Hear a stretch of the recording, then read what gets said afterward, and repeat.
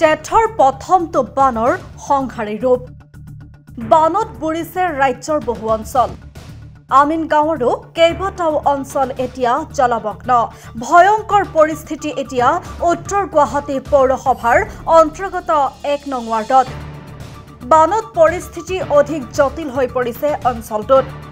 প্ৰাণাকান্তৰ জীৱন যাপন হৈ পৰিছে দুৰ্বিষহ এনেদৰে যদিহে বৃষ্টিপাত হৈ থাকে ভয়ংকৰ পৰিস্থিতি হ'ব অঞ্চলটোত বানাক্ৰান্তৰ বিচাৰিছে চৰকাৰী সহায় সহযোগিতা বুলিয়ে ক'ব লাগিব কাৰণ নিছে যে মানে নদীৰ পানী দেখা পোৱা নাই কিন্তু হলে এক কঁকাল পানী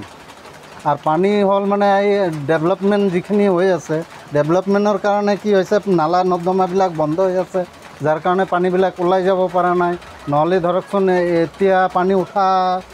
উঠিব নালাগিছিল আৰু সেইমতে এতিয়া কি হৈছে নদীও মানে আপোনাৰ পানী বাঢ়িছে এইফালে এই পানীখিনিও মানে ওলাব পৰা নাই ওলাব লাগে ৰাস্তা বাট গোটেই বন্ধ কৰি ৰাখিছে বিল্ডিং বান্ধিছে গোটেই ডেভেলপমেন্ট কৰিছে ডেভেলপ কৰাৰ গতিকে এই পানীবিলাক ওলাব পৰা নাই নালাবিলাক বন্ধ হৈ আছে এই তেনেকুৱা এটা পৰিস্থিতি হৈছে মানুহৰ খোৱা বোৱা ব্যৱস্থাবিলাক খুবেই মানে জটিল হৈছে এতিয়া কাবাত তাত চুলা জ্বলিছে জ্বলা নাই তেনেকুৱা মানে পৰিস্থিতি এটা হৈ আছে আৰু চৰকাৰী ফালৰ পৰাতো কোনো ধৰণৰ মানে তেনেকুৱা সহায় সুবিধা মানে তেনেকুৱা অহা নাই আমি আছোঁ আজি 4-5 দিন ধৰি তেনেকুৱা এটা পৰিস্থিতি মানে সন্মুখীত হৈ আছোঁ আমি চাৰিওফালে আমি মানে যিবিলাক নিউজত পাওঁ যে চাৰিওফালে আপোনাৰ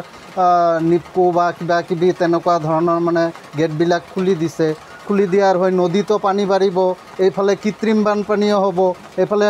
নদীও পানী ঠেলিব পৰিস্থিতি এটা ভয়াৱহ হ'ব আৰু মানুহৰ একতো ইনকাম নাই তাৰ পাছত আপোনাৰ ঘৰৰ ভিতৰত আপুনি সোমাই থাকিব লগা হৈছে তেতিয়াহ'লে কি পৰিস্থিতি হ'ব পাৰে আপোনালোকে নিশ্চয় অনুভৱ কৰিব পাৰে কি এটা পৰিস্থিতি মানুহ হিমাংক দাসৰ ৰিপৰ্ট গ্লোবেল এনি 24x7